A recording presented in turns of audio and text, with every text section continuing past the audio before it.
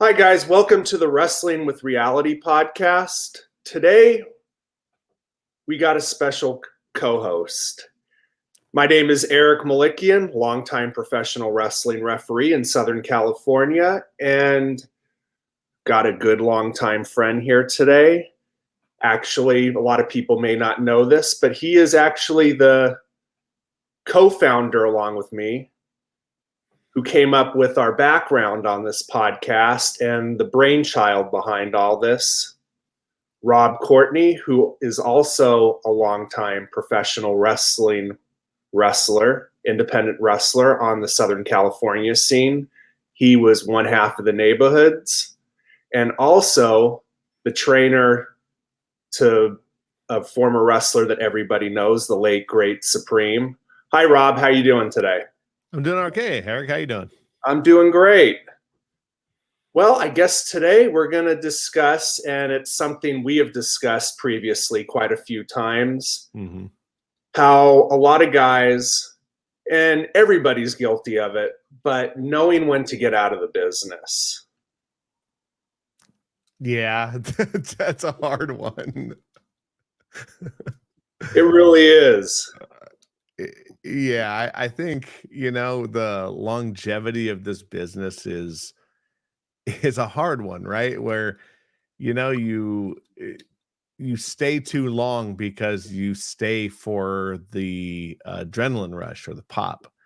So I think, at least from an independent standpoint, I think if you're working for the big promotions, it's a little of everything, right? Money is still there. And then on top of that, you are looking for that pop or that adrenaline rush, because who doesn't like to be screamed at or some kind of a applause, Absolutely. Well, you retired about 10 years ago. We were talking about this recently. It's been 10 years already since you had your last match. Right. Maybe you want to fill people on your experience about why you decided to retire and how you felt it was maybe time to leave and how you're doing great after hanging up the boots, so to speak. Yeah. So, since I was an independent wrestler, and I hate to use the word retire, I think you just quit. To me, retirements, you got a pension and it's a real job. Although, we'll throw the word out for the show because I think it fits. I was an independent worker here in Southern California for 20 years. And I think, look, we know people. I had friends die around me. I had seen a lot of my friends go to work for other promotions. That was really never my thing. I never looked at the business as a profession. It was a hobby, something I loved, but I knew it wasn't what I was going to do to make a living. So for me, I decided to get out of it when it stopped being fun and when it started to feel like a job. I mean, I already had a real one. I had a shoot job that I made a living at and raised a family and did things. And I thought, hey, it was starting to get where I was the one guy in the locker room where I didn't know many more people. And my kid kind of came to me one time, and I want to say, well, let's see, he was at the time 11 probably, and he was just more like, hey, are you gonna quit doing this? Because I think he saw that it was more work than it was fun. So it became easier to quit, I think. And I could relate to that too. You were telling me how the locker room over the years it started changing. You kind of knew less and less people. Everyone kind of had a different mindset, and you kind of feel a little bit like an outsider, like you're kind of putting yourself back into something where you feel like a bit of an outsider is the best way to put it. And they're speaking different lingo than you, and just things are done differently. And I've worked with you quite a few times. It was always a night off. Learned a lot working with you. And I felt like, at least in my experience, working with these newer crew of guys, it was just a different animal. Yeah, I think that had to do with the training. I mean, I have a really good friend of mine, and when we do talk about wrestling, and he worked a couple of shows with me as a manager years and years and years ago. And every time that he'll say something to me now, he's like, "Oh, you're just the bitter old vet. You're the bitter veteran." And at first, I kind of took that as like, but I'm not. And now I look at it like, oh yeah, I am. I'm just the bitter old veteran. Like I came from a different time period where you had to know how to work and you didn't try to kill each other. And then it slowly became a different animal, and the guys that were around me were just different. Thankfully, I was kind of cagey, and I didn't let guys do shit to me that if I didn't feel safe or I didn't know you, I would just cut them off at the pass. We'd start talking about putting a match together, and a guy would be like, "Yeah, I'm going to do this, this, this, this, and this." And I'd go, "No, you're not." And I would just not do it. And so I think, I'm sure whether I was liked or disliked in the locker room, it was probably a very much both sides of that. You either liked me or you didn't. And there, because I had a big mouth and I would open it quite often. So it became easier and easier to walk away from the business because it wasn't fun for me anymore. And it became something that I hate to say I disliked, but I definitely didn't. I had a very much a love-hate relationship with wrestling. I hear you. I got to the same point a few years back, and it's just, we got a couple friends and a couple acquaintances we know that are still doing this. I mean, Mhm. they're older than me, and I know a couple guys that are older than you, and they're still doing this. And I kind of think it comes to a point where some of these friends and acquaintances might be working themselves and kidding themselves by continuing to go on. And maybe I got one friend and someone you might know as well on Facebook. I saw a post of his the other day, and he's doing a show which, I mean, it's one of those things where it's like, okay, love you, man, but you almost want to say, you know what, if you're going to go out, maybe you could go out a little better than the way you're doing it. Yeah, I think that the wrestling business in general, look, everything's a work, and you find that guys are trying to work each other. First of all, that's the one of the first problems. The second part is that people believe the gimmick. I see posts from people who are talking about how many times they've been a champion, and it's like, look, dude, it's a prop. And don't get me wrong, I think that if a promotion puts a title on you, it's for a reason, and you're drawing money or you're drawing people to the establishment that you're running. And there's nothing wrong with that, but you do have to understand that it doesn't mean anything. It's not a fight. If boxers and MMA guys, when they have a title on their waist, it means something. That guy whooped the shit out of somebody. This is a work, and play it like that. So don't come at me like, well, I've been the champion. It's like, dude, so have I. I mean, if we want to start saying accolades, me and Byron, when we were in the neighborhoods, they put tag straps on us everywhere because they knew that we were going to bring something with it. And I appreciated that, but I also understood that you don't need a title to get over. You need to be able to work. And that doesn't even mean be a good wrestler, because as much as people like to pat me on the back, I thought that I hid my faults very well. You know what I mean? Like I knew what I could and couldn't do, but I knew how to make a crowd be mad at me.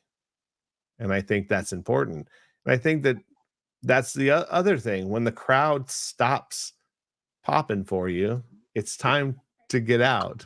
If your match is more quiet than it is loud, you have to understand that maybe your time has come. to let it go. I completely agree. I mean, were injuries a factor with you at all?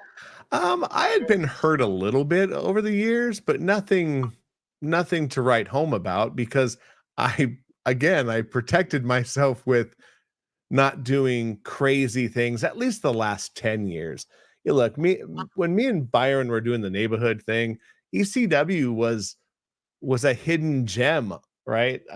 I just happened to find it on satellite and I hate to date myself, but recorded it on VHS and then would share it with all the other boys around me that were friends.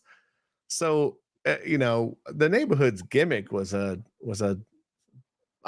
theft. We stole the Public Enemy's look and we took the interviews of the gangsters and threw them together and said, "Hey, let's see if we can make this work." Because no one knew that we were stealing anything yet. But No, you guys those are created a bit of a following too on the West Coast.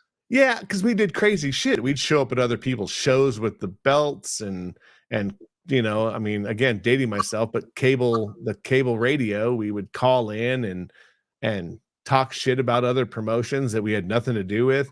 We were just trying to get our name out, so there is something to self-promotion. I mean, there was no social media yet. So our social media was showing up, hard way of doing it. But I think that those early years, we were doing a lot of that crazy shit and table dives and I mean, I got banged up, but nothing serious. I took a belly to back suplex from a guy named the Thrashmaster. Oh no. Yeah. And he folded me like a suitcase and I broke some rib cartilage but nothing crazy, thank goodness, knock on wood. But 20 years catches up. Yeah, just the wear and tear. I don't think a lot of people realize how tough this is, even when you do it right. I've worked with Al Snow, and Al Snow said, even if you do this right, everything hurts. Yeah, it's a 30-mile-an-hour car wreck every single time you get in a ring. You're getting jolted around. So the longevity of this should be short, but I think guys hold on to it because they like that pop. Everyone that I know who's ever played professional sports, and I've had some friends who were football players that played in the NFL. They weren't starters, but they definitely played. And everyone that will tell you is like, yeah, that rush of running through, onto the field and hearing 65,000 people pop.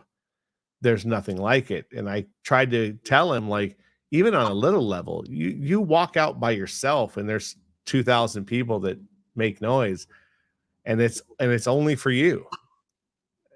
So I can understand why a guy like Flair, hangs on, because that guy pops a room no matter where he walks into.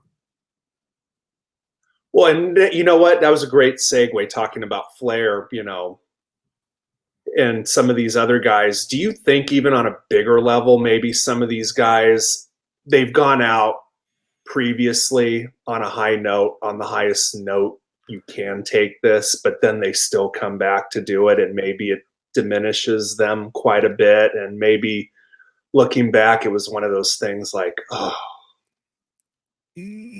Yes, but I understand because of paydays. That's the problem. These guys aren't working indie shows for $50. Their payoffs are big, and if you haven't saved your money correctly, sure, there may be some issues. I'll tell you the other thing too, at least from my point of view. I knew that when I left, I was like, okay, I'm done. I had to stay away. And I didn't go to a show for 6 years. I didn't go see friends. I didn't do anything. If I spoke to people in the business, it was from afar.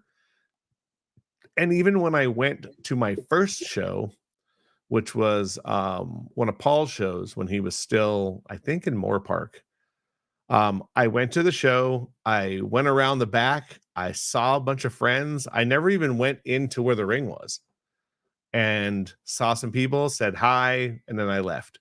So I made it a social thing, not a wrestling thing. I can't even tell you the last time I sat and watched a show, an indie show, like live. I can't tell you. I've been to a couple of WWE shows, um, and I think that's it. But I really haven't sat at an indie show in a long time.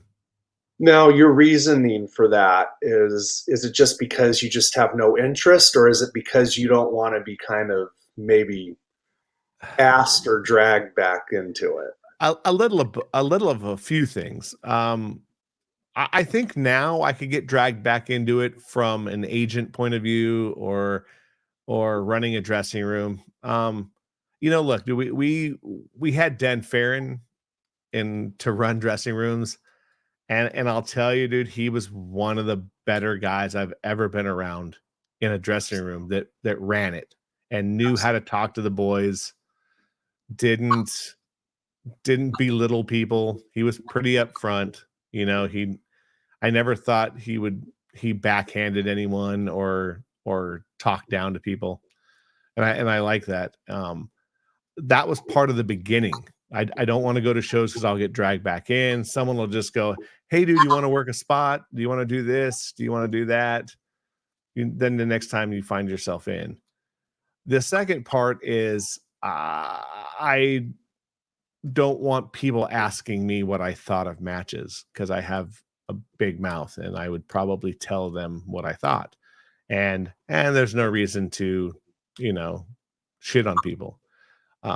Because I have a different view on what working is. I'm not a flippy floppy guy. I think, you know, less is more, not more is more. And today's people, look, even when I was leaving, we've talked about it several times, and I'm sure I would get heat for it. I've seen, how many times have you showed up to the place, and there's guys going over their whole match, everything, every single spot. Uh, it's not organic anymore. It's robotic, and people don't know how to call things in the ring anymore. I sent a tweet to you, Ricky Morton, learn how to work on the fly. And, when I broke in, it was an opening spot, a turnaround, and then a finish. And then everything else you just kind of called. And even as I grew, I threw more things in, but I definitely wanted to be able to do hope spots or comebacks or whatever. And people don't know how to do that anymore. We were talking about that. A guy in a chin lock now, if the crowd starts chanting his name, new guys don't know where to go. They just go to their next spot because they've have everything there. And I think it's a lost art. So if I stay away from it, I don't say bad things to people. Well, I mean, I could speak because you've agented a few shows that, me and Fabian did Mhm. right after you retired. And I think you were amazing at it. I think you were honest with guys, but you knew how to be professional and knew how to, you were honest about your opinion, and which I think guys need sometimes. And they Mhm. need the direction like, hey, look, this is what we need. I need you to go from here to here. But at the same time, like you would say, when you give feedback, you got to be very careful how you give it sometimes. Yeah, I think you can be blunt. You got to know your room. I mean, it's like with anything. It's like at your workplace. You know who you can be really honest with, and who you have to kind of, baby a little bit. But I also think that you have to be able to be stern, right? Eh, You can't have a show where the opening match and the main event look the same. That's just, you can't. It kills the whole show, because the fans have already been blown out in the first two matches. They don't give a shit at the end. So when you tell the opening guys, don't go out there and do, 700 spots in the first 6 minutes, they don't understand that they're the opening match. They all think they're stars, and you can't be like that. If I bring in two guys to work on top, they need to bring me in the money, and they also need to put on the best match. So I think there's something to that. I was talking to a guy who's running a show out here. He just happened to be at my chiropractor, and he was telling me about, first thing I asked him is, "Oh, who's age? You know, who's going to produce the matches? Who's agenting?" He's like, "Oh, no one." Like, so you're going to put your whole show in the hands of the workers? And he's like, "Yeah." And you could tell he was like, "Well," and I was like, "You've already lost me. I might go see it. The show's in November. I might go just to go, but it scares me. That's the other reason why I kind of started getting away of having an exit plan. When you go to a show and there's no control. You know, I gotta say, Dan, you know, MPW and UIWA way back when Dan was involved, or even Dan shows, he had shit tied down, and he kept people under control where they didn't ruin shows in the first 5 matches. Yeah, there's something to that. And you know how you were just saying with the show coming up, so you think if you go to the show you might get the itch back a little bit to get involved? I don't know. I know people who are on the show working. I don't know them well, but I know them through shows that they were on when I was still going.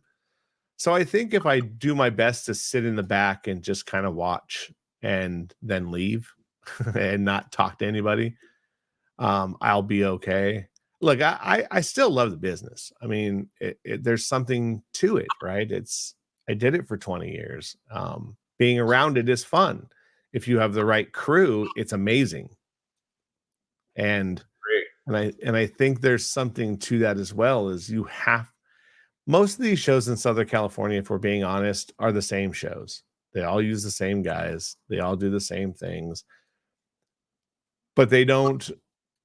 Promotions here aren't smart enough to take the same guys that are working show, you know, promotion A and promotion B, and then just bring that same feud to promotion C. You know, when I was doing the hoodie gimmick, me and Byron worked with Supreme and Chaos at every promotion we did, and we just kept doing the same shit.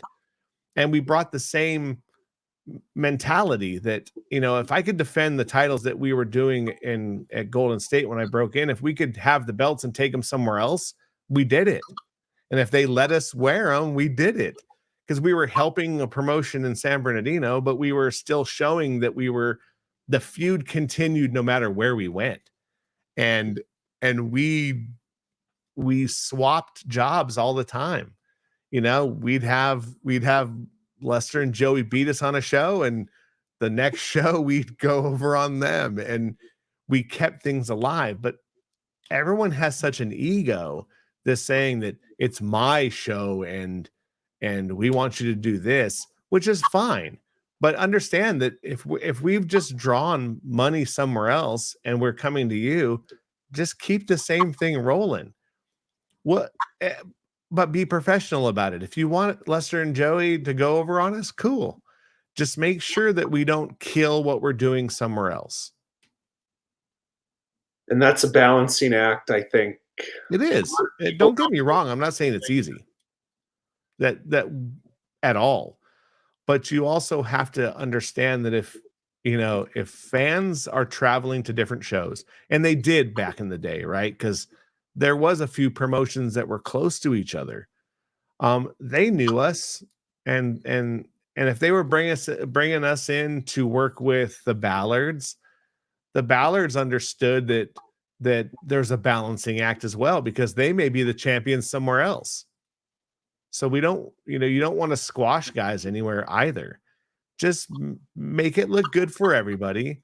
And if you're going to bring us back again, then we start building something. I had no problems jobbing for anybody. As it makes sense. Like, don't squash us. And a lot of the guys wouldn't. I mean, obviously, most of the guys we were friends with, so we made sure everyone got their shine, and it can still be done. But it's hard because it's the same show. If you're in a show here, you're in a show somewhere else. It's very hard, and there's just more and more promotions now. Absolutely. And if So you notice, if guys are working each other on other shows, if say they're continuing a feud, across the state, usually, I've noticed on some shows that, there might be a heel and baby face on one show, but they reverse roles on the next show. And I think that kind of kills everything too. it's very hard because now, unless it's a natural thing where you come in and the fans turn you because they like you know what I mean? And that could happen, but I still think that in that case, you're almost bound to just both work the same style. So if you're a heel over here, work as a heel, and if they pop for you, you just kind of have to continue to do it and hope you turn them. Um, but yeah, it's weird. It's like, hey, we want to bring you in as a baby face. It's like, well, I'm a heel everywhere else. It's kind of doesn't make sense. And I guess if you're that adamant about it as a worker, don't take the booking. I mean, I guess ask more questions. We brought a lot of things in when we went. Again, there weren't 25 promotions either. So it's just a different mindset nowadays. So that, kind of plays, I'm sure, in the back of your mind too, wanting to get back involved in this. It's like you're kind of working against so many obstacles in this. For sure. Just my mentality as well, because I have an old school mentality. I think again, less is more sometimes. And again, sometimes more is everything. But more is everything should be within the top 2 matches. Give the fans a reason to stay till the end. I've been at shows where the third match was the guy who just happened to be popular in that city, and they'd all leave after his match. That's a shitty night. Tells you how over that guy is too. Yeah, but it's sucky. And then you end up having to put a guy higher in the card when he may not be as good because you want fans to stay around. So, but that's happened even in the big promotions where guys weren't great, but they were over. And that's also part of the business. It's a weird thing, dude. And going back to the main thing is that's what keeps people hanging on too long, because they continue to think like, just because I bring 25 friends to a show doesn't mean you're over. It just means that 25 of your friends will come to the show. If you book that same guy somewhere else farther away, there's no draw. So there is regional booking or regional. That's what, look at the old days in the territories. There were guys who would draw in certain parts of the country, and then they'd go to a new place, and then they'd have to really work again to get over. That's part of the business. It's a thing is staying involved is easy and hard at the same time. As much as I'd love to be around it, do I really want the headache sometimes? That's why I got out of it, because it started to become a headache. I feel you same way for me. And, we know a guy who lives in the Midwest right now, and he's brainstorming this idea of running shows in the Midwest. And it's like, hey, man, want to bring you out, want to bring so and so out. And it's kind of like when I hear this, part of me is like, oh, great. But then, a few seconds later, I think, oh, is this worth the headache? Unless this is really going to be something good, it's like I almost think it's more aggravation than it's going to be worth. worth it. I agree. And when I hear stuff like that, I more start thinking the reality for the person. And I go, why would you bring me out? Just use local guys. You're not going to draw anyway. So why are you going to fly me and this guy halfway across the United States to lose money? It's like, It's true. no, find some local guys, bring in maybe one guy that can run the dressing room and work on top. So he can run the dressing room all the way up until the main event, and then he can go wrestle in the main event. So you're getting two for the price of one, something like that, where it's more cost affordable for somebody. Don't do I've seen the paydays of a local indie show recently, and I almost fell out of my chair. It was absurd. I mean, there were guys that were making way more than they're worth just because they said they've been on TV.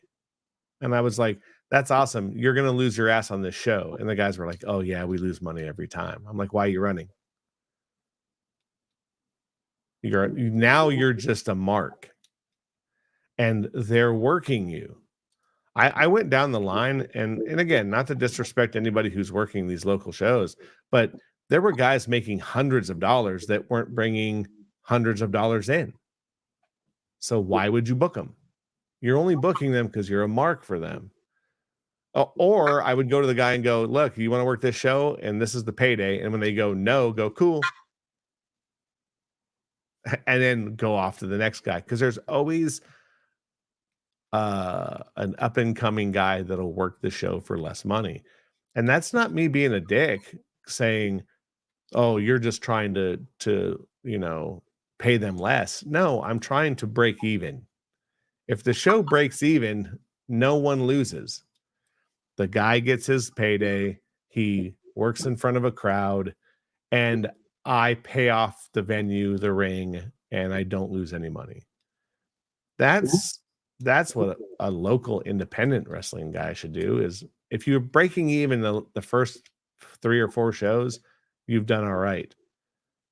There's no way these guys are breaking even. What they're doing is they're saving up all this money to run a show, and then they're saving up again to run a show 5 months later. You're never going to make money. You need to find a way to run monthly and break even. Again, reasons to get out of the business. I agree. Well, this brings up another point. Say even on the bigger level, say a guy has saved his money. He's in a perfect spot in life, has a family, seems pretty balanced, doesn't have to worry about anything. Edge recently ended a major run with WWE after coming back from a severe neck injury, and he's been very honest about having his neck fused in a couple different places and having an artificial disc inserted in one of his other vertebrae. Do you think a guy like that who's pretty solid, level-headed, do you think it's worth it for a guy like that to continue elsewhere just because, hey, maybe they could get a big payday when it kind of diminishes everything they've done? They're a Hall of Famer, and it's like, really, what's the point of doing it? What's the risk versus reward and all of it when you have a stake with your well-being and everything? That's a hard one, man. I mean, assumption, let's assume he's okay, right? Financially. Is it worth getting hurt over? I don't think so. But and I use the word ego very lightly here. The ego of people is rough. Your ego is what gets you every time. And I mean that's on anyone's level. And that's an ego for applying for a job within your company, right? You might not need to make more money, but we all want to. I think in his case, if it's a light schedule, and he can manipulate the booking where he knows he doesn't have to do any crazy shit, it's more working with guys that he really trusts. I would say it might be worth it for him. Get a couple of huge paydays and then go off into the dressing room. I think a lot of these guys too are also positioning for agents, right? That or I don't even know if they really have booker meetings anymore. Probably not. It's all writers anyway, which is a whole another reason wrestling sucks. In back in the day when there was a booking team, when you stopped working or you were brought in to help with storylines and how things worked. I think a lot of these guys are positioning themselves for that.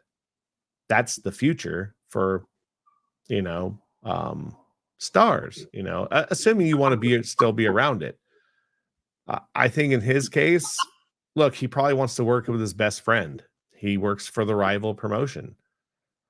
If he feels he's healthy enough, I mean, he's what? He's close to my age, right? He's 50 years old. He's like 48, 49 years old. And Yeah. I'll be honest, I don't think people realize how tough this business is. He takes a lot of bumps and does things for someone with the injuries he's had. And I'm just talking for myself, someone who's dealt with neck injuries. It's kind of insane what he still does. Yeah, he was injured, so he has also had 5 years of doing nothing. So even though he's had a 20-year career, 5 years of that was off. So there is 5 years less abuse on his body, even though he worked for the WWE when they were working 250 shows a year. Yeah. So he has taken a big thing of injuries and abuse on his body. I think that if he does go to AEW, it will be a very slim schedule, bigger shows and big paydays, and probably get out. He probably wants to do one last run with Christian, I'm assuming. I'm guessing that's what would make sense in all this for both of them. And if they're working tag matches, there's half the abuse. Absolutely. So there is something to that. I wish these guys, all of them, big paydays. That's what you get in it for. Get in, do your stuff. That I think you're going to see a lot less longevity in wrestling, though. You're not going to see guys like Flair, or the veterans of the 80s and the 90s doing 20 years I think is going to end. I think you're going to see a lot of guys get in, get rich, and get out. Yeah, it's a natural course the way this business is now and the way guys work. If they do this for 20 years, they're going to end up in a wheelchair. Yeah, and I also just think that it's a smarter business. Like the NFL, the new thing in the NFL is work your rookie contract, which is 4 years, because you can only make a certain amount of money. Sign another 4-year deal and get out. So you can make a decent living in 4 years, and then you can sign a multi-year, multi-million-dollar deal, making $8 to $12 million a year, and then 4 years retire. So then you're under 30 years old and you're a millionaire. I think you're going to see more of that in wrestling, where I still think you're going to see 10-year vets, guys that, because you like the adrenaline, you like the pop, you like being noticed in airports. But I think that the newer breed isn't into that. We have mutual friends who work for the company, and he was saying the other day, when the guys are in airports, don't line up for autographs. They're humans. So I think it's different. The guys, they still want to have a personal life. So they want that adrenaline rush, and they want to be noticed, and they want the pop, but they also still want to be, part of their family, or if they're on the road, be left alone, and they want to be able to eat dinner, without being bothered. It's a double-edged sword, that popularity. So I think the old guard are probably going to hold on for a long time still. But I think the guys that started, in the mid 2000s you're probably going to have the careers are going to end soon, and then the newer breed will probably, if they're smart, get in and get out without killing themselves. Absolutely. And like you just stated, it's a different breed today. Back in the day, the Ric Flairs, the Kevin Nashes even talked about this, the Buff Bagwells. They loved being noticed at an airport. They loved signing autographs for the fans because they knew that they were over by doing that. And that when their contracts came up, they could ask for more money. Correct. Yeah, but that's sold merchandise. Yeah. And now guys just want to have their match, get their pop, have Dave Meltzer tell them how great they are, and then just go about their lives. If we're going to be completely honest about it. Yeah, I'll agree with that. I think it's just different. And I also think that, today there, from what I've heard on other podcasts or through other people, all the old guard are like, yeah, these guys don't party like we do. So they're also just a different breed of people. I'm going to go on a limb and say a lot of them go from the arena to the hotel instead of the arena to a bar to a hotel. Those old guys, they went to a club after the shows and then partied all night and then drove the next morning to hit a gym in the city and sleep for an hour. They're just different. And there's nothing wrong with that. I think that everyone's going to evolve to something. I think we need to be careful about evolving the shows, though. I mean, there are no heels and baby faces anymore. Every single guy's a tweener. Absolutely. And you're killing that. You said one day to me, like, oh, you should go and go to a wrestling school and do what do they call that shit? A seminar. A seminar. Yeah. And I was like, my seminar would be very, very short. There's not much to this. I think a lot of it has to do with the thinking of what heels and baby faces are. There's more mental things to wrestling than there are physical. And I think that you can, like, I work shows with Honky Tonk Man, and I never worked him, but to listen to him in a dressing room was absolutely brilliant.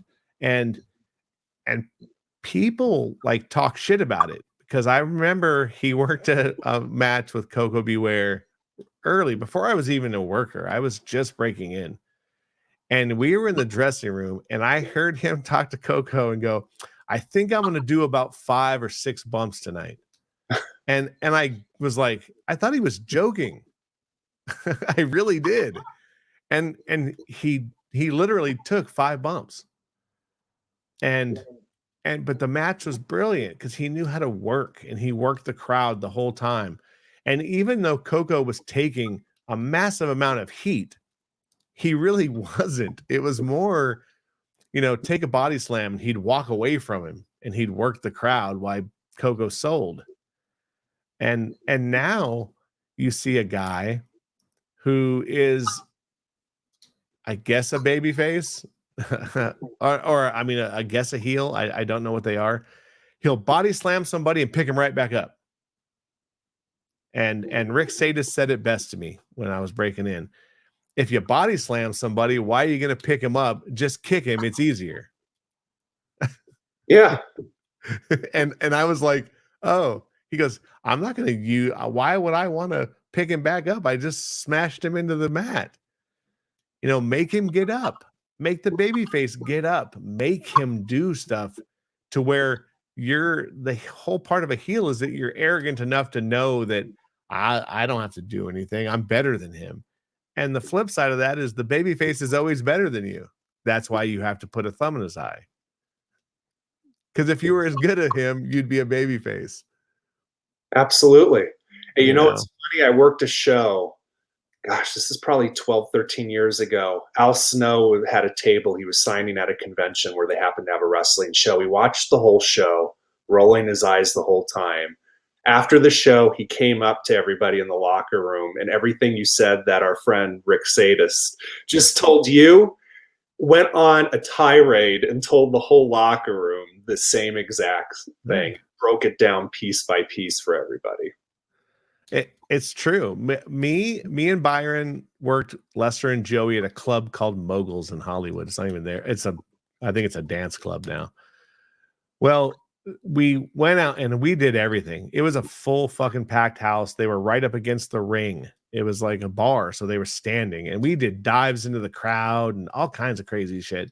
Well, it just happened to be that Chris Jericho, who was working for WCW, was in town. And he came to the dressing room and he talked to us afterwards.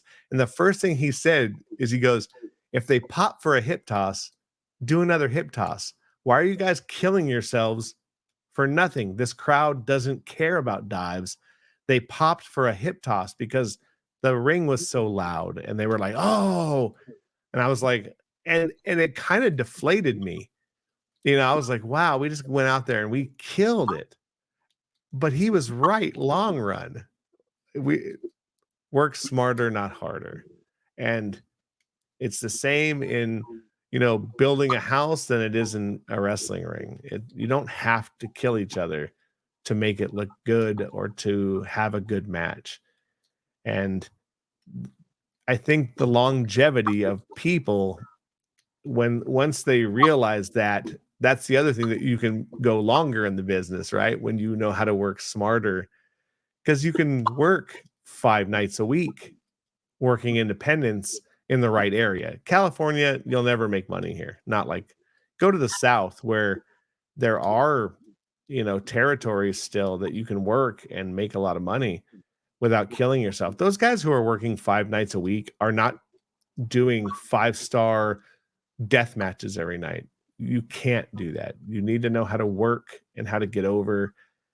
So, holding on to those, I can understand. I was done. I think it was the business had changed, and I think I outgrew it. As much as I love wrestling, I can tell you I don't watch it much anymore. I'll watch a pay-per-view every blue moon, and I keep it at that. I still love being around the boys and the business, and when I have a chance, I get around it, but not very often. And I feel the same way. It's just one of those things. It's like, I think a lot of guys need to kind of be honest with themselves and not work themselves. I mean, it's one thing, I guess, if someone's angling maybe to work behind the scenes, as you said, maybe that's what Edge is trying to do over at AEW. Mm-hmm. If he goes there, maybe WWE doesn't have a spot for him behind the scenes, because I know he has talked about previously wanting to do stuff behind the scenes once he retires. Yeah, I mean, I think you just have to understand that there's life after wrestling. Yeah. There is. I had hobbies away from wrestling even while I did it. I mean, I played hockey for a while. I do photography. I do my own podcast.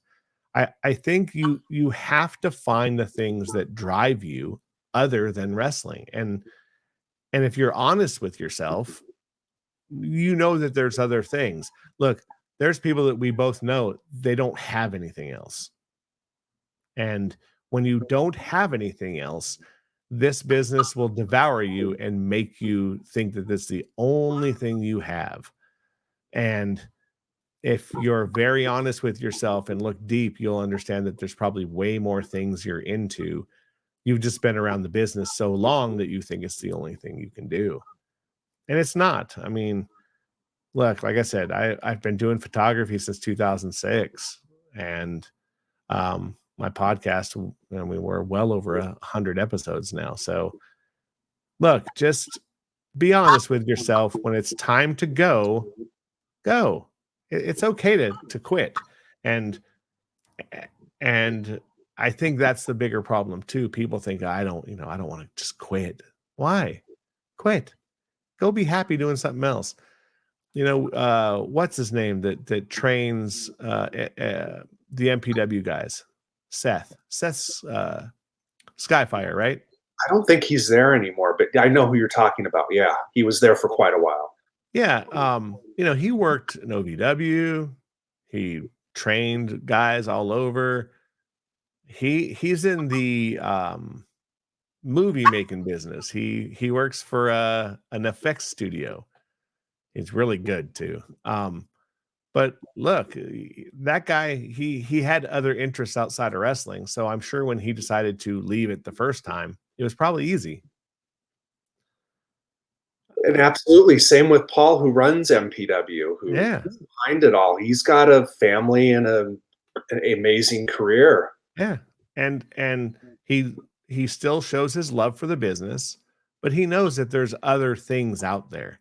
And I think that that's all of us. I think if you're true to yourself and you look in the mirror, most of the people will realize that there's more to life than wrestling. The guys from the 80s, dude, that they didn't have anything else.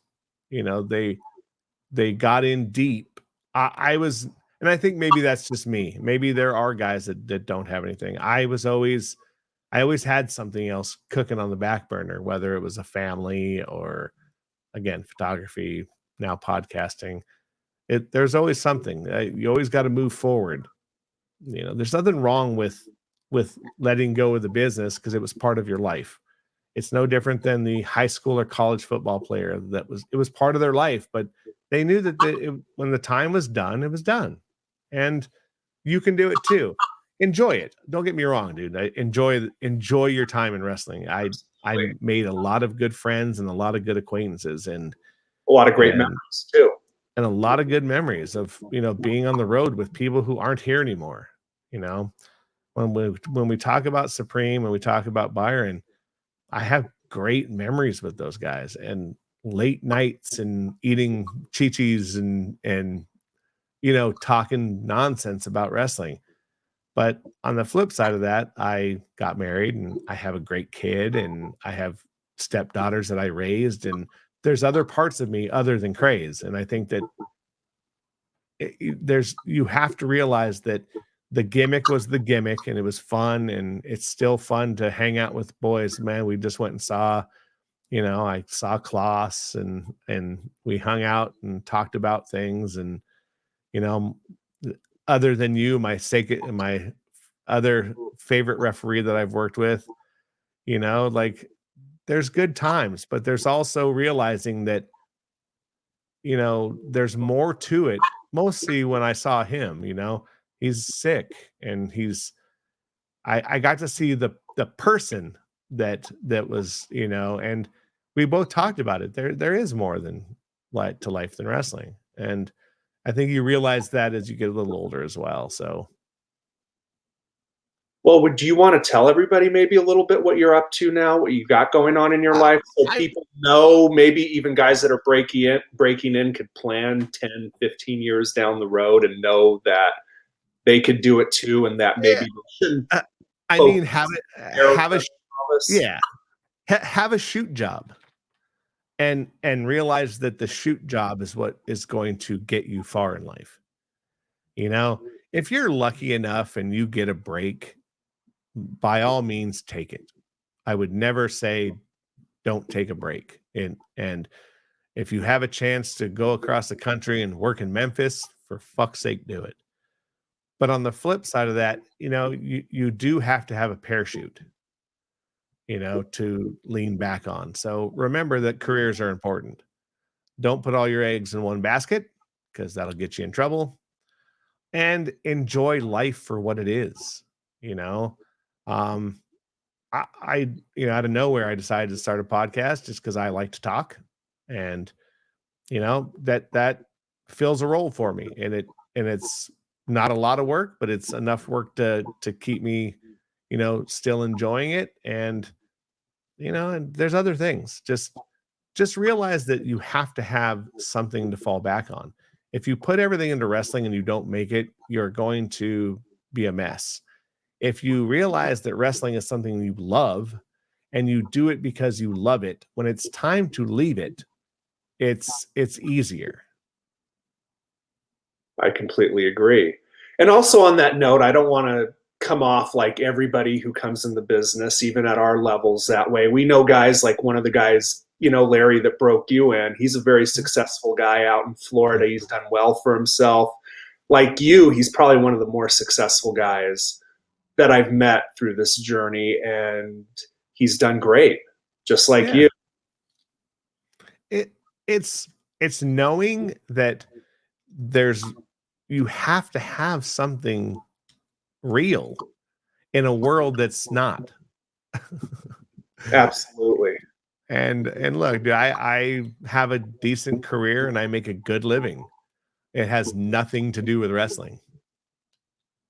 And you have your health intact too. I'm still walking around, and that's a plus as well. And you have to find other things to fill the hole that is wrestling, and you just have to search deep in what you're into. Look, most of the guys that are in this business are into something else, whether it's pop culture or art or photography or whatever it is. um just expand on that. Realize that those things that you think are hobbies are the same hobby as wrestling is, because for 99% of the people, wrestling is a hobby. Absolutely.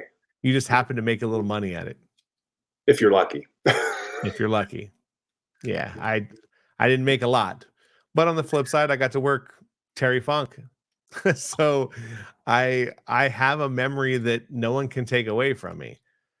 That's a great part. But I get to do things like this, or do my podcast, and I get to have just as much fun as I did doing that. So there's a lot to it, dude.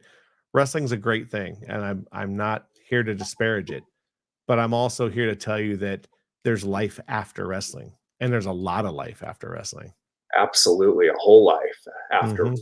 And it's not a bad thing either if people decide, hey, they can't do this anymore due to physical reasons or other hardships. You could always start a podcast or keep your toe in it, in other different ways. Another way for sure. And like I said, if you want to be around it, work in the back. They We need people that are solid and understand how to put things together and how matches flow and how to do the small quirks. If it wasn't for the guys around me when was breaking in, I wouldn't have known how to work. These guys taught me not just how to take a back bump, they told me and showed me how to work people in the crowd and how to have facial expressions and how those are bigger than taking big bumps. Absolutely. And I hope that we get more people like that understand, that aren't just like, hey, did you see that guy do the 17 move progression? It's like, Yeah, but did you see how he worked the guy in the front row who wants to kill him? That's It's way more important than being able to do a fucking 450. You know, Absolutely, I agree. like my question to everybody now is, you know, who does a moonsault, a baby face or a heel? And there's always a good answer. Oh, well, the heel can do it but miss, and the baby face can do it and hit. And my answer is always neither of them if you're good. Absolutely. And that's how you should end this show, is just like that. The thing is, there's life after wrestling, and you don't have to do moonsaults. I agree.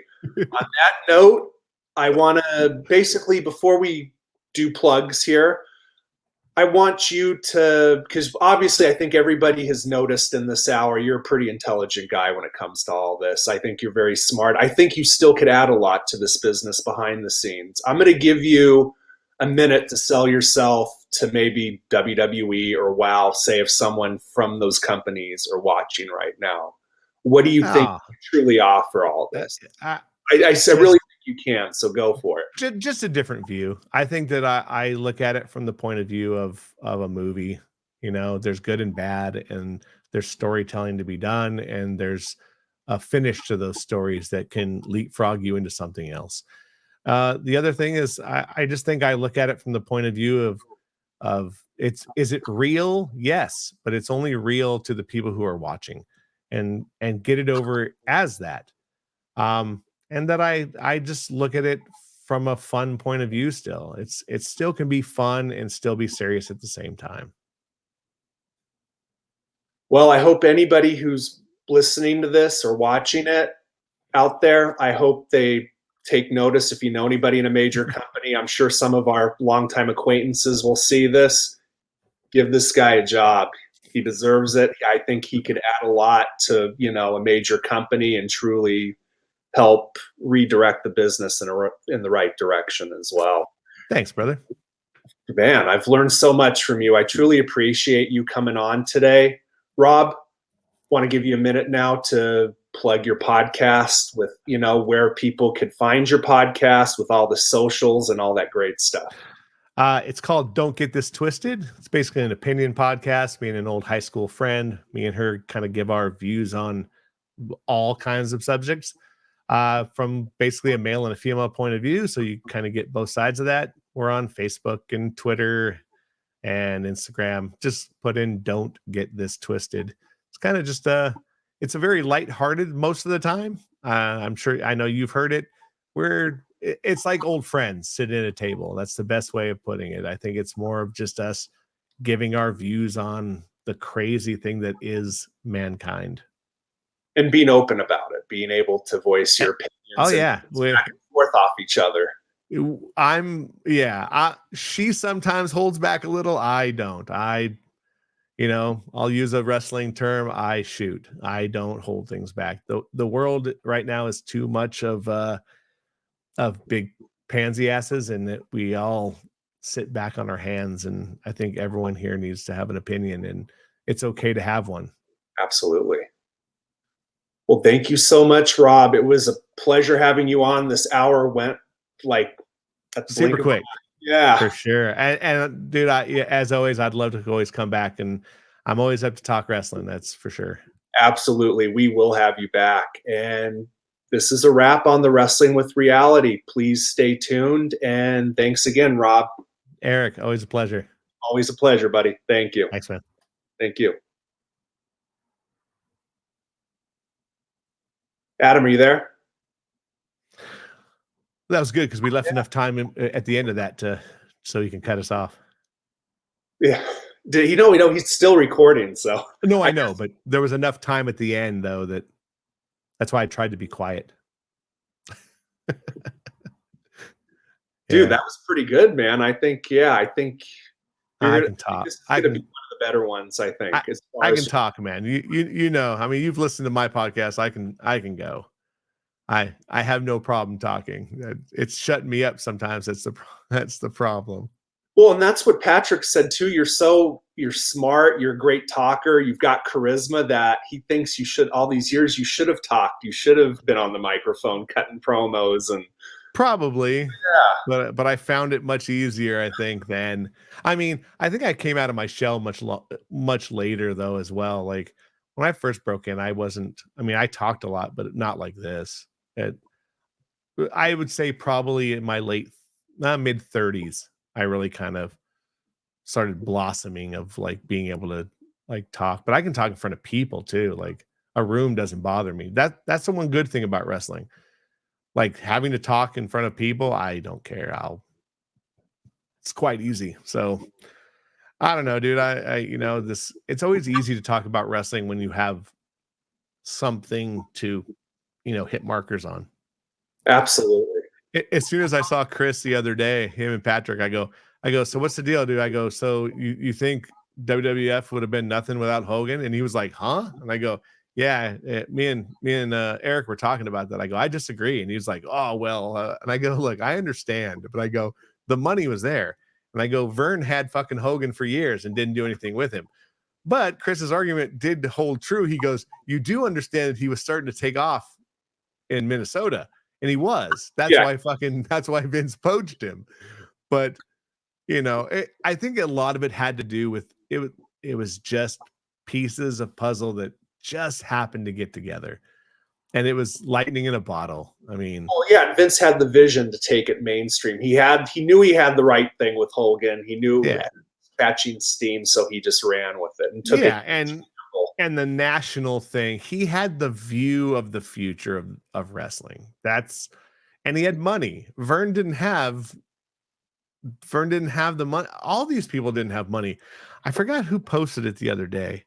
I want to say that it was Paul, but he posted, he goes, "Oh, just imagine if Fritz would have went national with World Class, when he had a chance." And dude, they were financially in a wreck. You know what I mean? Like they went bankrupt like 2.5 years after that. They ended up selling the Global because they had to. So Vince just happened to be at the right place at the right time with the right amount of money and a vision of the territories are dead and I'm taking all of them. Here's the biggest thing. Look at the video library he owns. Yeah. He owns World Class, Memphis, AW. NWA, AWA, World Championship Wrestling, ECW, and all of the WWF. And I think part of the NWA package, he owns Georgia. All of those were part of that deal because I think that was all part of the World Class merger. And I think he also owns UWF. Yeah. So all that stuff. He owns every major wrestling promotion on this planet. I think he owns Oregon as well. He has all the Oregon tapes. I know he owns Smoky Mountain because Smoky Mountain as well. Yeah. He owns every major promotion that ran in this country. That's how you know Vince did right, because he owns everything. Yeah. And now So now TKO vision. Owns everything. Yeah. Well, I mean, same thing. I mean, it's without Vince, TKO wouldn't exist. Exactly. I mean, he bought it for $1 million and he sold it for $9 billion. Guy had a vision. And he sells for $2.5 to $3 billion in stock with the company. If he sells right now, he would have between $2.5 and $3 billion extra on top of that. So he'd be worth like 12 or 13 billion dollars. It's crazy. Yeah. He'd be worth more than George Lucas. Yeah. Actually, he may be now. I think the last time George Lucas is worth about $6 billion. So there's a lot to say that what he was doing was correct. Absolutely. So, but I even told Chris, I go, a what ifs wrestling podcast would be fun. Like guys should do that every blue moon. Like just do a what if and just come up, because there's so many scenarios. Like what if Flair came to the WWF when he was supposed to? Would they have ran the Coliseum? Would there have been 100,000 people there? Yeah. Like there's so many what ifs. What if Vince didn't shit on Dusty when he came there and pushed him like the star he was? He probably could have got way more money out of a lot of guys. There's so many what ifs in the business that the scenario can go on forever and ever. Absolutely. I agree. Yeah, I love that. Great ideas here. Just thinking. Yeah. I mean, the Flair thing's huge. The Flair thing's big, dude. If he would have came, that could have been monstrous. WrestleMania could have been at the Coliseum instead of the Sports Arena in '91. Yeah. And at that point, I mean, fuck, the Coliseum holds, I think, 99,000 people with the field empty. They probably would have broke 100,000 people. So, lot to be said, brother. Lot to be said for that what if. Right. And the payday, that would have been the first Hogan Flair. The first one. No matches leading up to it. And they wanted to fly Flair in a helicopter. Fuck, man. That would have been cool as fuck. So, I don't know. There's a lot of cool things I think that you could talk about what if wise if you want to do like a couple on that. Just a lot of fun, and how you would have booked things. I think those are other fun podcasts. Imaginary booking. How would you have booked it? Because there's so many things I think they dropped the ball on. They dropped the ball on Hogan Flair, like huge. Very huge. There was never no payoff. It was just a house show run, and that was it. They did some stuff on TV, but it just fell apart. It just fell apart, and it's too bad. They could have went so many places and probably made a fucking fortune. But they never built. They again, a lot of that stuff during those time periods, they gave up on things so early. When there was no return for a TV, the ratings, they were like, "Oh, we got to get out of this." It's like, that's not old school booking. You No. gotta let it cook a little bit. Like, give it a month. If it doesn't cook after a month, okay, I can see getting out of it. But one segment and they're like, "Oh, we gotta bail out of this shit." It's like, okay, Yeah. I get it. I think if we do that episode, I think that's a good idea to do that. We'll have to have you on for that. I think that will be a great one. Yeah, for sure. Just like I said, I'm always up to come in and do some spots. I think too, in the middle of October with Chris going to the South for another trip, I think maybe when I do an interview, maybe we get Bagwell on or something and have you on for that. I think it would be a great back and forth thing. Yeah. That one, I think we might want to do some kid gloves on because he's, find out what he wants to talk about. Oh, he's pretty much an open book. If you've seen other stuff he's done, he's pretty much, he's a fairly open book.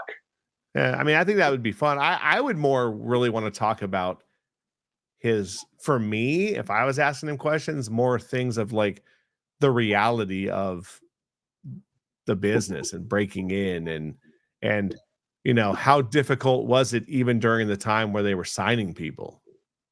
Yeah. It had to be a hard thing, and not like there was no NXT. There's barely a power plant. Yeah. And I think he's got an interesting story about that too, the whole power plant. And I think if you're gonna bring him on, you have to go at some of the and look at some of the things he's already done and stay away from those. And that's the plan. I think with a lot of our interviews, we want to ask different questions and take it a different route than 99% of the other people are doing. Yeah, and then lead them to talk about what they want to. Yeah. Like one of my big questions is, tell us the most interesting story of breaking in. Let them tell the story. And then if they repeat it from another thing, more power to them. But at least you're not leading them like, "Hey, you've had 7 DUIs. Now what?" It's like, does people really want to hear that? I wouldn't. It's like, okay, I understand you've had a rough life. You don't ask the rape victim to fucking recall what happened. You know what I mean? You ask them how they've progressed past that. Yeah, putting a positive spin on it. Yeah. Or how do you help other people from this? And I think that's what vets need to do. Like, how do you help the next guy not get into the fucking drug abuse and the issues on the road and being you're having your ego run out of control? How do you fix the future of the business? Because there won't be a business. No. It's already in the hole. That they sold that for $9 billion is fucking beyond me.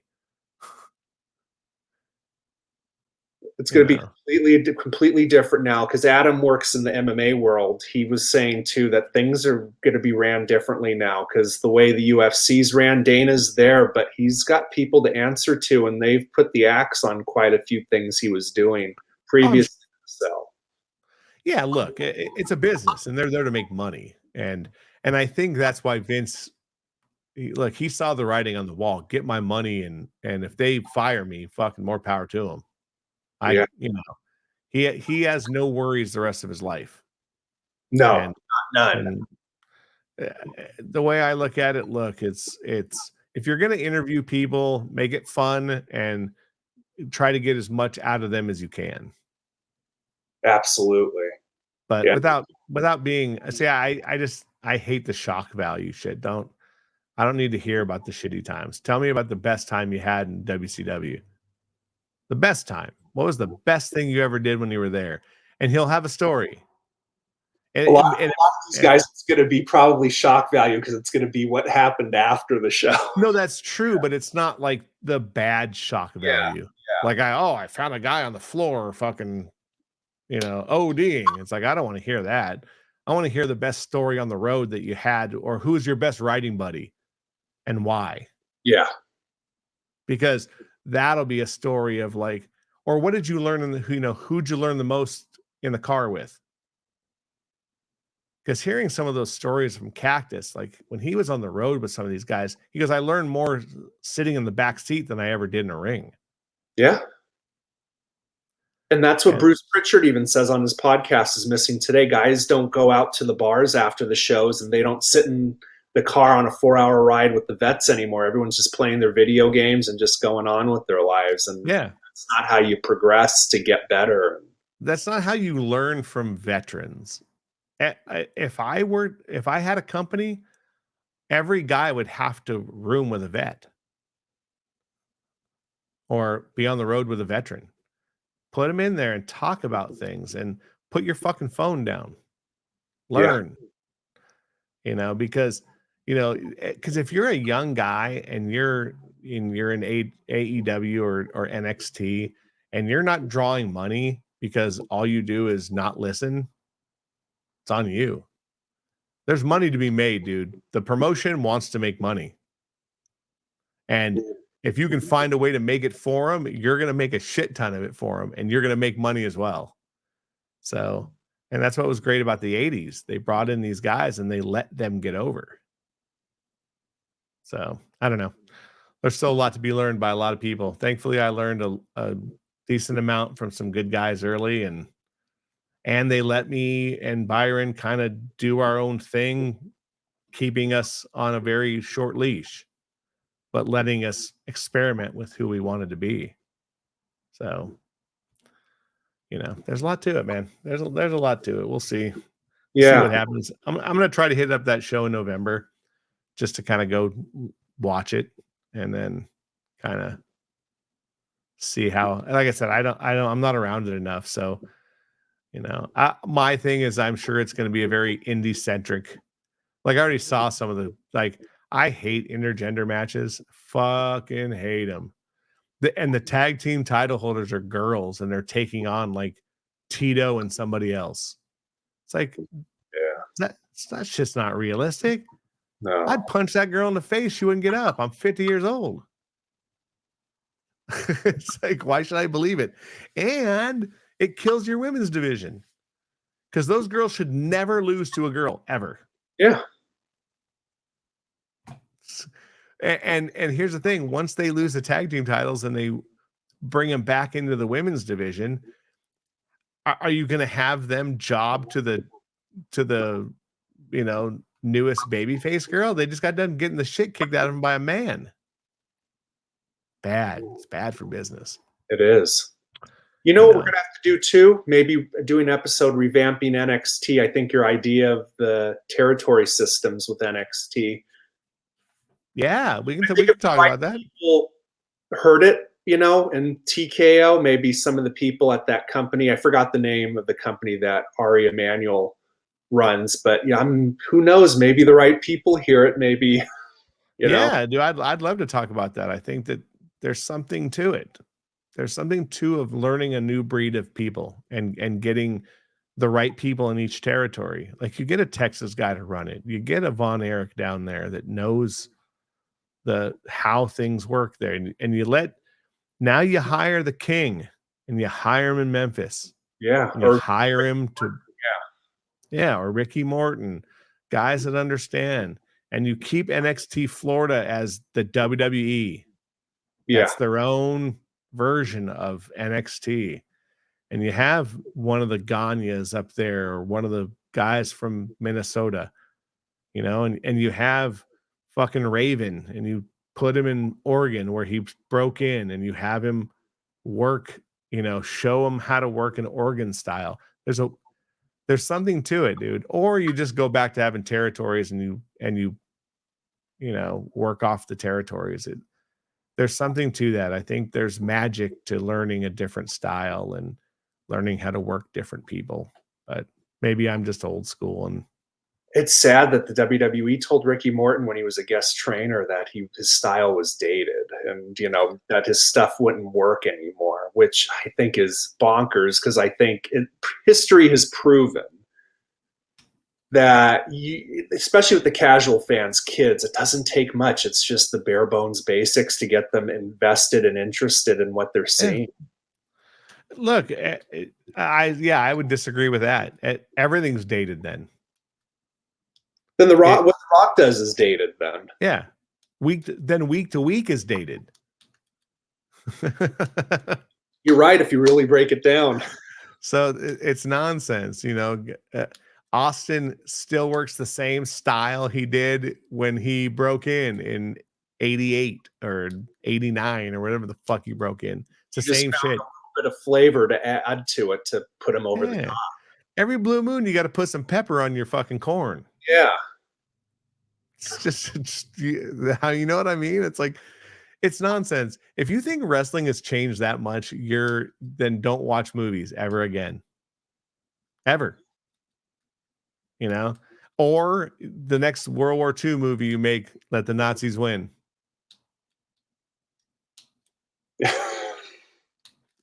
It's true.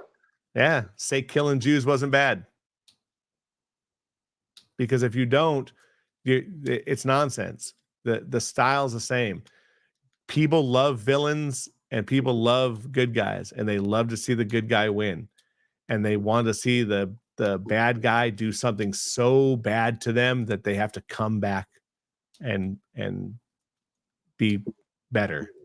Yeah. And that's how times have changed. Yes, things have changed a little bit. There are grayer shades now than there used to be, but still at the end of the day, there is some slight moral compass. There is true evil out there. Yeah. And people want to see, the underdog or the good defeat the evil. Sure. I mean, like, I'll give the examples of like the Punisher in Marvel or John Wick. John Wick is a murdering person, but he does it because he feels he has to for the better of man. Yeah. Not for the, all he wanted to do is be a regular person, have a wife and have a puppy. They killed his dog and they burned his house down. So he murders all of them. Yeah. That is the best way. That is the best analogy to. Yeah. And it's not that he's a great person, and it's pretty spot on that he's not. Like, they don't pretend John Wick's a good person. He was an assassin. The same with the Punisher. The Punisher was a military guy, gets out, him and his family get mowed down in a Central Park having a fucking picnic, and he gets revenge on the people who killed his wife and kids. Yeah. His moral compass isn't good. He's not, but we have his plight because his family was killed. But he's him and John Wick are the 1% of hero. The rest of the heroes are squeaky clean Superman. Well, that's a great way to transition a heel to a baby face to, kind of start the program. It's just writes itself. It does. And so to say anything's dated is nonsense. Yeah. Maybe I should do a seminar. That would be my first thing. Who likes old school? And whoever doesn't raise their hand, I'd go, well, you're dated. And they'd go, well, what do you mean that's dated? No, because what was yesterday was good as dated today. So stop. Nothing's dated. Everything still is good guy. Everything is good versus evil, because that's our moral compass as humans. Yeah. Why don't you go see about this? Yeah. Why don't you go next door and beat up the old lady that lives next to you? Because it's morally wrong. And when you're older, you don't want the young guy coming next door to you and beating your ass. Yeah. It's the same thing, dude. And it's never going to change. Hollywood doesn't want villains as heroes, because then you start making more villains. Yeah. All right, dude. Anything else for today? No, I think that's pretty much it. I'm going to see if I could redo the intro with Adam. I want to. Yeah, for sure. But other than that, dude, I think this was perfect. We had no technical issues or anything. So I think it was awesome. Yeah. Get a microphone. You'll sound better. I'm going to do that for sure. I'm going to talk to you and Adam about seeing what I should do. There's some good ones. There's a Rode mic that's really good. It's like $135 or something like that. It's a nice one. Get it on And Amazon. yeah, I'll send you the link. It's a nice microphone and it's dual purpose. So it has an XLR and it has a USB. So if you ever got bigger and had a mixer like me, you can use it in that, or you can use it via USB. Awesome. I've learned a lot over the last 100 and something episodes. You can start, you don't have to spend a lot of money in the beginning, and then if you want to start sounding good later on, you can. And like I said, dude, I'm gonna have a little road kit. So if we wanted to all get together, like you, me, Patrick, and Chris go to Patrick's house. Yeah. And we can I'll set everything up. We can record a podcast literally right there. Absolutely. I'm thinking of coming out in January, February, so we'll have to meet up maybe at his place. Yeah, I'll have my kit ready to go. I'll have 4 mics, everything. We'll have to do nothing but power and a laptop, and I have a laptop to bring too. So literally, I'll set everything up, and all we have to do is start bullshitting. Yeah. So we could do like a fun. That. Yeah. That's what I mean. Like, I think we should just start talking about wrestling and start throwing things at each other of like, hey, and I think do it off the cuff. Like, don't have a script, don't have nothing. Just go, hey, it's, and we'll call it, something like Table of Four, like something. We'll come up with a thing of just us talking wrestling and do that, because I think we'll get some fun conversations out of it. We may need somebody there to sit with us to write notes, like where we change into different subjects. So, like at the bottom, if they want to click to a certain certain thing to like, market. But I think we could have a lot of fun, dude. And just, have a couple, have some food and a couple of drinks and and see what goes from there. And what's great is that, we can, if it gets uncomfortable, we'll have somebody, elbow us and go, okay, hey, let's, because I could easily shit on XPW, and I don't want to do that in front of Chris. Chris is a good guy, dude. I wish I would have. Chris, I think his eyes are more open to everything now, and he understands where you're coming from. Yeah. Oh, I shit on Robb Black the other night. I said something, and he was like, "Yeah, he's kind of a dick," and I was like, "Yeah, Hey, you know what? Deep down, I know Patrick knows, but it's just one of those things. Because Patrick, when he came on our podcast, did an interview, he's pretty much got the old school mindset, and breaking in with Dynamite D, I know he kind of thinks a certain way. Right. Makes sense. Yeah, I mean, I do my best not to shit on people. I mean, but some people deserve to be shit on. And it's unfortunate. But, like I look, doing my podcast, I don't name names. I rarely say anyone's name on my podcast for a reason. It keeps people who I might be talking about, if they listen, look, my friend down the street from here, she's called me a couple of times and said, well, I wish you wouldn't talk about me. And then I went, well, that wasn't about you, and this is who it was about. And she goes, okay. And then the one time I said something, I said, I stand corrected. I'm sorry. And it's going to happen, but I never say people's names. And that's why on here, I did my best not to. And I didn't either. I wouldn't put it because, who I was talking about was just Favi. Favi's wrestling again this week. Yeah. And I was talking about Hell Kid. Yeah. Like he said the other day, he goes, oh, who else do you know that's a 9-time champion? Yeah. I don't know. Me. But I don't know, because I never counted how many I fucking won, because it didn't matter to me. I was thinking you were talking about Bo, but or someone, all of them. Yeah. Like that it's a different life, dude. I had fun, but there's more to life than wrestling. There just is. And don't get me wrong, dude. If you work for the WWE, there's not. Life is wrestling. Yeah, it has to be. Yeah. Yeah, but it has to be. And in that case, cool. Good for you. But realize that there's life after that as well. Yeah. And you can tell when these old timers go to the conventions, they don't have anything else. No. Unfortunately not. Yeah, and it's sucky, dude. I just saw, I guess Mandy is now completely a free agent. Like she can She just started an OnlyFans. And people are like, when are you going to come back to work? Why? Yeah, she doesn't need to. Good looking girl. She's got her health intact. She's found Yeah. an avenue to Yeah. catapult the little thing she got into something else. Yeah. She has a makeup line. Like, if I was her, I'd be on the cover of everything and modeling every sport wear I could. Yeah. She's in great shape. She's beautiful. If she doesn't have to butcher her body in her 30s, why the fuck would you do it? Yeah. She can make the same amount of money, like you said, doing something else. Yeah. Good for her. And if she's smart and has a good business sense and bankrolls that into another business, because I think because I follow her on Instagram, and I think her family owns a sandwich shop in New York. Yeah. So bankroll that, open up one of those in fucking Florida. Yeah. You know what I mean? Like, you don't have to get naked to make money either. Just, and then her donut thing.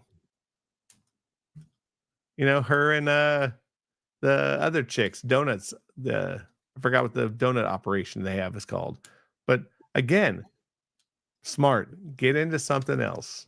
And her fiance is a smart guy too. He did one podcast, and he kind of reminds me of Marcus Bagwell a bit. He kind of has an outside. He was in the business, but he kind of looks at this on a bigger scale, not just in a little bubble pro wrestling scale. And I just saw on there they're going to do a podcast together. Yeah, their own podcast. Yeah. So see, I think that once she decides she doesn't care to be in the business anymore, then she can open up. But I think, they could probably do it on health and fitness. Her husband's fucking shredded. Yeah. Or fiance. I don't think they're married yet, but either way, and he could talk too. He's got good banter. So, I'm going to check it out whenever she posted. I'll check it out. Not only that, I think she has a sexy voice. She has kind of a raspy. She does. Yeah. Like back in the day, sex phone operator. Yeah. My friend down the street, the girl that I'm fucking Google over, she kind of has a raspy voice. And I asked her to come on my podcast, and she's like, I don't like my voice. I was like, I love your voice. That's fucking, and that's how Mandy is. Mandy's got that kind of raspier, not manly at all, just kind of I don't know. There's something about it. She doesn't have a high voice. So, all right, dude. Anything else? I'm about to go. That's it, dude. Truly appreciate it, man. I think it was perfect. And I'll, once you get a microphone and you're up, I'll have you on my podcast so we can talk about some opinion. Yeah, whatever you want. I'm game. I know you're always up for an opinion as well. So that's. Yeah, I'm trying to rein back of being careful, but at the same time, I want to be straight up honest, but not butcher. Yeah. Well, like I said, the good part about it is if you come on mine, it won't be about wrestling. It'll be about a subject, and I'm open to anything. Yeah. Yeah. I want to do one on gold diggers. I think gold diggers would be an interesting subject on both sides, because there's guys that are just as shitty. Oh yeah. Yeah. Absolutely. I just saw there's a new term. They're called hobosexuals. It's guys that get in relationships so they have a place to live. Dead serious. It's fucking real too. I was like, Jesus Christ. Fucking human beings are horrible, man. We're a species that needs to go away. We really are. We really are. Fortunately, and maybe fortunately, we're kind of killing each other off too. Yeah. I mean, we won't be here forever, thank goodness, but this planet would be better off without human beings on it. Absolutely, because we're killing everything as it is. Yeah, just a bunch of animals. That's all we need. At least they're better when they kill each other. It's for a reason. Yeah. All right, dude. Well, I'm gonna head over to Chipotle and get me a protein bowl. Absolutely, man. Enjoy your lunch, dude. And I'm gonna work on that microphone. Yeah, I'll send you something. Matter of fact, I'll do it here in just a second too before I get off my computer. Okay, perfect. Thank you so much, Rob. All right, brother. Thanks a lot, dude. Talk to you later. Talk to you later. Bye.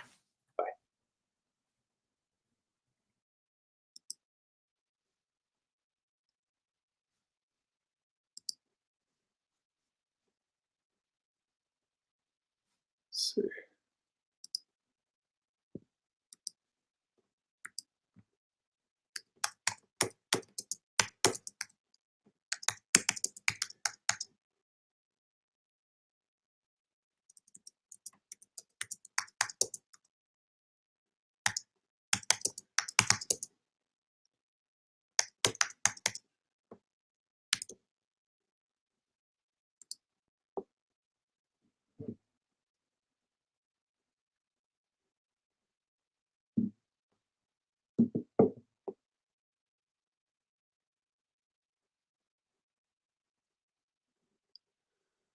Hello, everybody. Welcome to the Wrestling with Reality podcast. I am your co-host, Eric Malikian, longtime professional wrestling referee in Southern California. I am joined today by a special co-host, somebody who helped co-create the Wrestling with Reality podcast. He also designed our logo, and he is a longtime personal friend, mentor, and professional wrestler on the Southern California wrestling scene. I'd like to welcome Robb Craze Courtney today. Hey, Adam. Hey, Good. Just to let you know real quickly, I just redid the intro right now. Okay, my bad. Do you want to do it over? No, I just redid it. I was at 1:35:20 around. Okay, send me the timestamp again, so I'll know to cut it. And then I'll tell you where we cut off too, around about. Okay, because it was funny because I just stepped back and then you guys were talking and then then I was like, oh shit, he's solo. My bad. Yeah. Okay, yeah. So let me give me the timestamps, and then we'll go from there. Awesome. And then I'm going to work on a microphone too. And then also he's going to come back when Klaus is in the South too. He'll do a No, any content is good content. And again, like I don't know if you've messed with Fiverr a bit, but I think an intro would work well. Okay. Like a video intro, like how I have or whatever, and it's not going to cost an arm and a leg, $50 at most. We can all split it 3 ways or whatever, but I think since we already have a logo, we could integrate the logo into the intro, because that's what I did with mine, the TV, whatever. There was 2 separate things. It was like my logo, and then I basically asked the creator to, put my logo into the TV. So stuff like that and whatever. Like I said, it's really cost effective, but it helps draw people in, right? Like I Yes. have a clip of Bishop saying like, "Oh man, I love your intro. Every time I come on, that's it. It's impressive." Yeah. Right? So that's an endorsement, right? And so return on investment, $50, and that 30 seconds could be a clip that I put on Instagram or whatever of Eric endorsing my shit. So that's, just letting you know. Just remind me, and then I'd send some links so you can. I don't know how well you've navigated through Fiverr or whatever, but like you can get anything on Fiverr if it's like even editing a podcast, like so just so you know, just keeping options open. But yeah, so obviously, Rob was like, oh, get a microphone or whatever. Don't be discouraged, encourage or whatever. No, that's just the way he is. He's very blunt to the point. So he just kind of tells you, he'll critique you, Yeah. So that's it. And that might also, the echo that you were talking about, it could be the setup. And again, it's hard to, navigate and diagnose when, we're kind of off air or whatever. And again, mitigating, like there's so many variables, like the equipment, the whatever, Klaus, has great points, but like we lose him in terms of audio and visual, like 90% of the time, right? So like, and these are just things, right? This is not, fuck Klaus. No, I love Klaus. I love you. No, he knows. He knows too. Great. He knows as well what's going on. Yeah. Right. Yeah. So, and I mean, like even me, right? This is my phone, but I made sure that I always have the best phone, and equipment. So I have a Samsung Note 23 Ultra, right? That is the top of the line, just in case this, right? If I have to do it remotely, if I whatever. Right after I got off work here at 8:30, I stayed an extra half hour, right? I was supposed to get off I clocked out at 8:45, went to the van and did another podcast for Kick until 11, Wow. you What know? time did you So, get up this morning? hmm? What time do you have to get up this morning? Oh, I mean, I was tossing and turning and everything, so I probably am on like 4 or 5 hours sleep. But I was here. I Yeah. was here. I went to Azusa to fill up gas at Costco and, use the bathroom at Walmart and Duarte. And then I was here. I mean, people thought we were open at 8 o'clock, and I saw the line. There was a line at 8 o'clock, and we didn't open up until 10. Wow. That's So crazy. At least you I know don't you got know. some job security. At least you know you got some job security there for a bit. Do I? I mean, I don't know. It's subjective. Again, I thought I had marriage security, child security, social security. So everything is weird. So I just know. And look, my memes and whatever, and I put no thought into it, and they're not even my own. But that's get more traction than anything that I have ever done in my occupational or podcast life. So again, can't take anything too seriously. You can't. That's a great thing to remember because it's easy to be down about yourself at certain times, but you're Everything I'm doing, I love. You really are. You're really an inspiration. I think we should do a podcast on that, just separate. We could. I mean, I'm weird about talking about myself. I can't even take selfies right because I have to have somebody in the frame to justify. Because why would I have pictures of me for me to see? Because you're not a narcissist like some people out No, there. not at all. Yeah. Like, I'm attractive to some, not attractive to others. I have the same genetic makeup as The Rock. I'm not that. Okay, I'm good. Hey, same genetic makeup as The Rock. That's a positive, you know? I guess. I mean, for those, yeah, people think that Rock ain't shit. So again, you're you're always going to be the top and the bottom of somebody else's list. So create your own. Fuck the velvet rope. Have fun in the alley. Absolutely. I Yeah, agree. brother. Yeah.